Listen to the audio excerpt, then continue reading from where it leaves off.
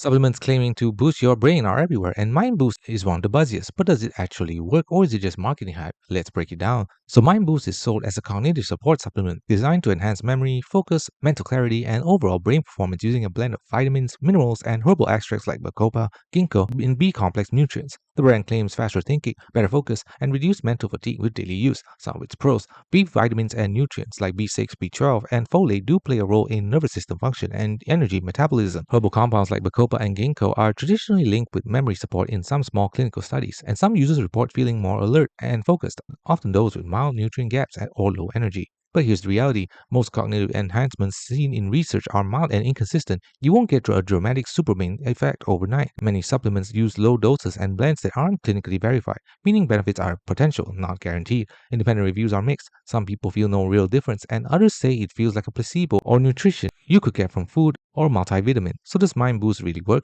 It might help a bit for focus and general brain support, especially if you're nutrient deficient, but it's not a miracle pill. Most gains are subtle and results vary widely between individuals. Real cognitive performance comes from good sleep, diet, exercise, and mental stimulation first. Supplements are only a small support piece of that puzzle. Thanks for watching. Don't forget to like and subscribe for more videos.